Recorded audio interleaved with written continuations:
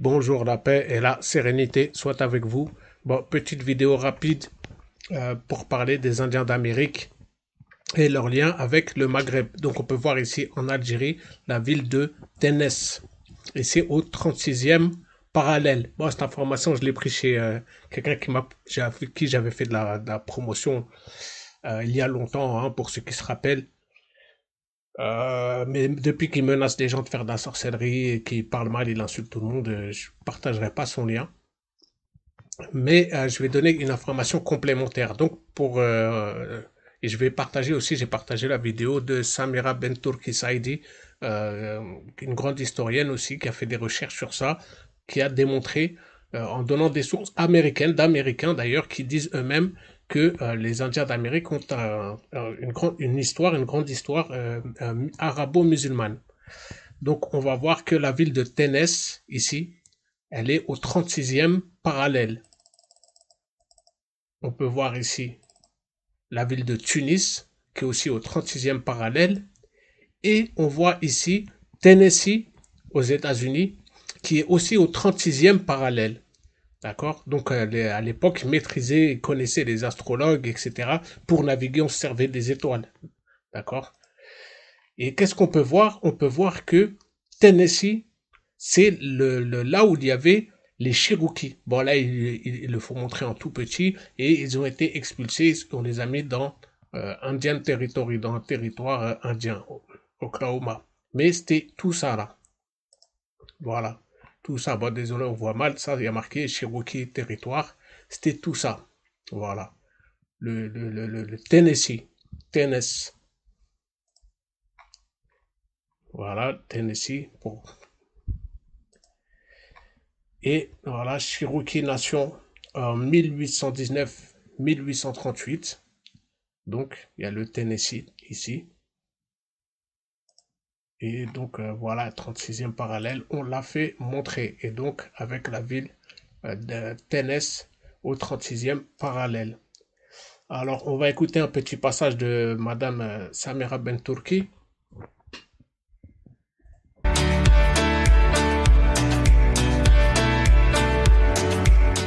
Alors, les Indiens d'Amérique étaient donc, certaines tribus indiennes d'Amérique étaient donc de confession musulmane, et c'est une information qui nous est donnée par l'ancien ambassadeur des États-Unis à Dubaï, qui s'appelle Robert Dixon Crane. Il a écrit un article en 2004 dans lequel il souligne donc cette appartenance à la communauté musulmane des Indiens Cherokees. Il souligne également le fait que les Indiens étaient emprisonnés lorsqu'ils étaient vus en train de faire la prière à la manière des musulmans. Ils jeûnaient durant le mois de Ramadan et ils ont même instauré dans l'Indiana, donc au nord des États-Unis, sur les terres du grand temple de l'ambassadeur américain, donc un lieu dans lequel ils pratiquaient le pèlerinage, ou du moins symboliquement ils reprenaient le tawaf sur le continent américain parce qu'ils ne pouvaient pas se déplacer vers la péninsule arabique.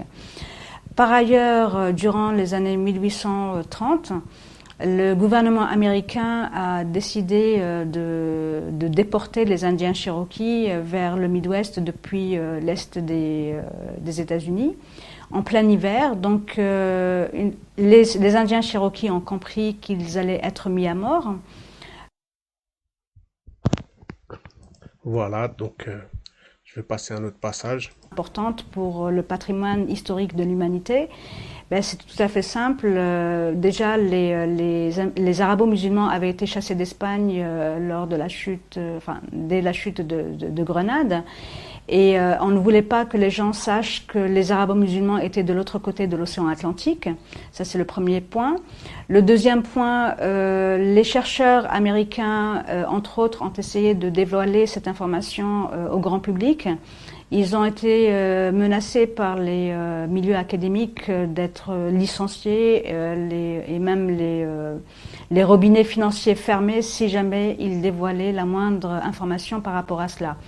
Donc ceux qui ont tout de même forcé ce blocus historique sont de grands universitaires intègres qui sont originaires de l'université de Harvard, du Smithsonian. Ils sont américains, anglais, allemands espagnols, chinois, sud-africains, indiens.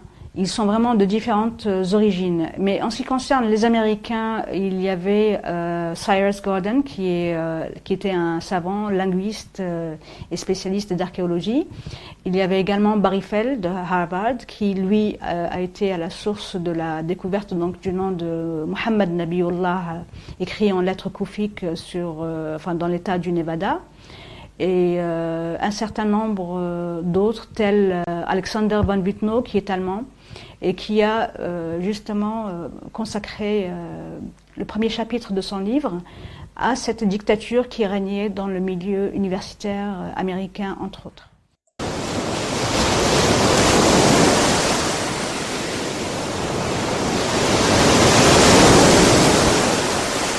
Il y a des textes chinois qui datent de 1178 et de 1225, donc écrits par des Chinois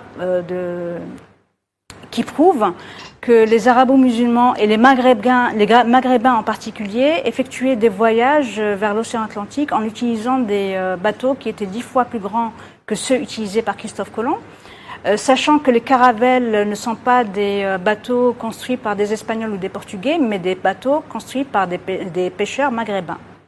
Donc il y a un certain nombre d'éléments qui ont été mis en place, que j'ai mis en place du moins, lors de ces fameuses découvertes. C'est-à-dire que certes, je suis partie à la recherche de prophètes et de messagers sur le continent américain, mais je me suis quand même demandé si il fallait en même temps reprendre différents domaines pour expliquer cette absence des arabo-musulmans de l'histoire. Dernière question. 178 et de 1225, donc écrit par des Chinois. Donc là, elle vient de dire que le bateau qu'a utilisé Christophe, il s'appelle Christophe, on arrête le passage du Christ au passage de l'Antéchrist. Christophe, on arrête. Et c'était un monde égalitaire. D'ailleurs, même Christophe Colomb, quand il est allé en Amérique, il disait les gens vivaient en paix, c'était l'amour, c'était le partage.